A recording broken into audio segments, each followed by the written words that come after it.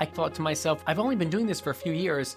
I can't be as bright as all of the other dealers and specialists who basically turn their nose up to it. I must be missing something that they caught.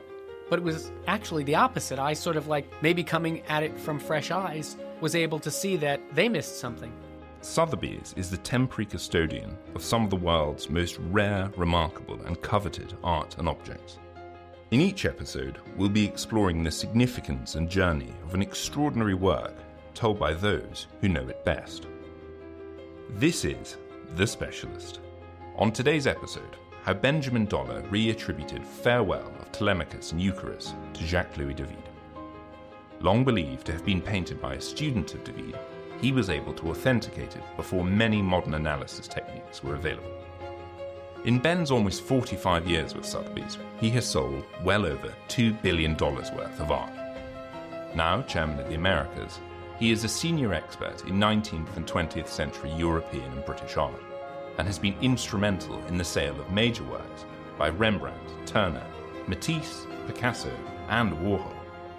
In fact, he worked with Andy Warhol until the artist's untimely death. Let's join Ben now with more. One of the things I love about working here, and the fact that I've been here for almost 46 years, there's something new every day. There's a new discovery that could possibly come up every day. In every sale, there's inevitably an artist that I'd never heard of before. To be a true collector, the piece has to resonate with you in some way or another. And it doesn't have to be a $10 million painting or a $1 million painting. It could be a $50,000 painting. And if it's just exquisite, it sings to people. Jacques-Louis David was a French painter in the neoclassical style. He's considered to be one of the preeminent painters of the late 18th and early 19th century. And he really was key in marking a change in the taste away from the Rococo, and that's sort of what we call frivolity of the Rococo, towards classical austerity, severity, and basically heightened feelings, which harmonized the moral climate of the final years of the Ancien Regime. I think what's important to know about him is that he became a real supporter of the French Revolution. He was actually imprisoned after Robespierre's fall from power, and he had aligned himself with yet another political regime upon his release, and that of Napoleon. So the painting I'm talking about is called The Farewell of Telemachus and Eucharis, and it was painted in 1818 by David. In my 46-year career here, I consider it to be one of the greatest things I've ever sold.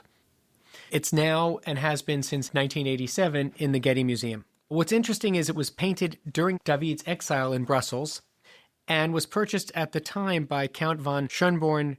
The characters, Telemachus and Eucharis, are two characters from François Fenelon's 1699 novel of The Adventures of Telemachus, inspired by Homer's Odyssey. It's one of David's last paintings of a couple from mythology, and it's also a pendant to Love and Psyche, which is another one of his great paintings of a similar period. What's incredible about the painting is when you look at it, you're seeing a very sensitive, they look like they're sort of 17 or 18-year-old boy and girl, and she has her head just beautifully resting on his shoulder in such a loving position. You can hear them tell each other how much they love each other. And you also get the sense that one of them might be leaving. It's really a story between two lovers and almost an allegory for life's journey by showing both Telemachus' yearning and Eucharis' longing for a better understanding of self. David began the painting after his 1816 exile to Brussels. We're not sure if he started the painting on his own initiative or if it was an unknown patron who might have suggested the subject. But at some point between 1817 and 1818, while he was working on it, Count von Schönborn heard about the project. He visited David's new studio in Brussels and discussed purchasing the work. After he agreed to acquire the painting, an announcement was made in L'Oracle, which was a Brussels newspaper, and it read, "The painting is destined for a great lord from Bavaria." The discovery came about when I received a photograph of this painting, and another colleague said, "Oh, that's been floating around the market, and it's unfortunately not by David, but it's by his student, Sophie Rude, who was a female student of David's." Now, quite honestly, if it were by the student, it would still have been a great painting, and also a painting by a woman artist in the early 19th century would have been fantastic. But in the meantime, I always loved looking through Park Burnett's old files and old archives. Park Burnett was the predecessor of Sotheby's in America. And I found that this painting sold in 1958 at Park Burnett. And I think it was $3,850, as I remember. And the one thing I noticed when I compared the image of the David compared to the Sophie Rude was that this one was signed on the quiver and dated on the horn, whereas the Sophie Rude was signed and dated elsewhere.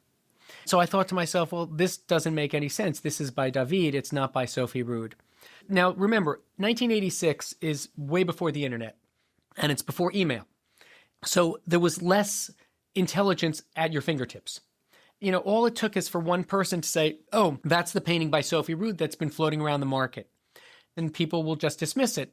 And I hadn't really heard that, so I didn't dismiss it. I instead did some research. The research, to me, felt too simple at first. And in those days, I mean, you didn't have things like high-resolution photography where you could sort of transpose one on top of another. The next day I was going to Washington, and I went to the National Gallery, and I used their library as well to see what I could find. And I went through all of their David books. And then I also went to see their painting by David, a great painting of Napoleon. And everything pointed to the direction that this painting was by David and was genuine. I immediately got on the phone to the owner, and they brought it in. I remember the night before I knew it was coming in, I could not sleep a wink. Then I fell asleep and I almost dreamt about it. And then I woke up and I think I slept for an hour that night. And I remember they brought it in and it was just under their arm. And I unwrapped it and there was no question in my mind that not only was it by David, but it was in incredibly good condition.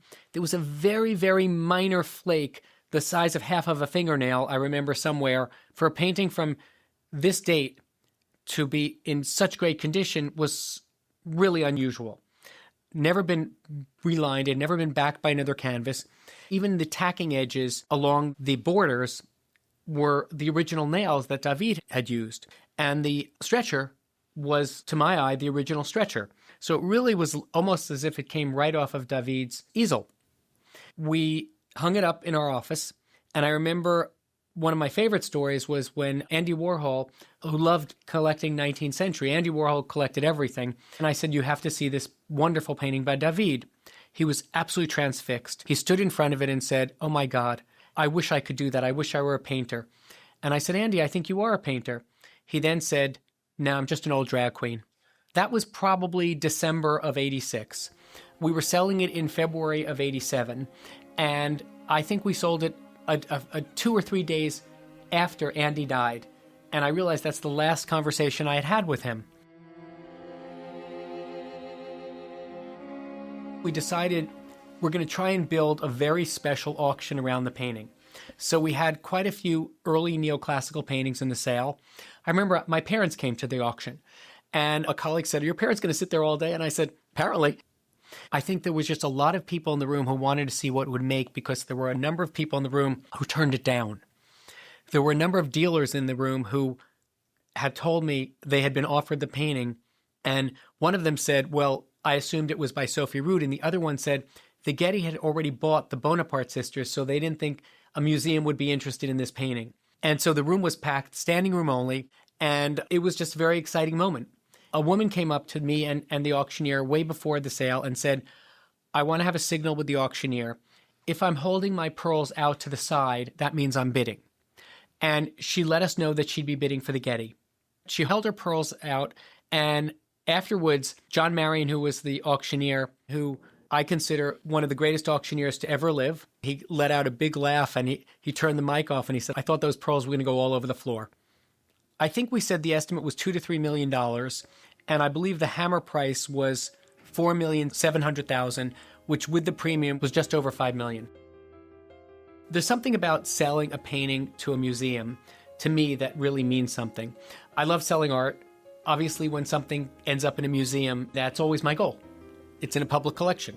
I think the reason that this is so special for me is that it was my discovery. It could have been $5 million, it could have been $50 million, it was the same. But it was more about, it was a great discovery. The world acknowledged its great discovery as a great painting, and it ended up in one of the great museums in our country. Thank you for joining us on The Specialist. This has been brought to you by Sotheby's Financial Services, SFS offers asset-based loans to unlock the value of your fine art, automobiles, and other luxury collectibles. To step further into the world of Sotheby's, visit any one of our galleries, which are open to the public. Go to sotheby's.com to find out more.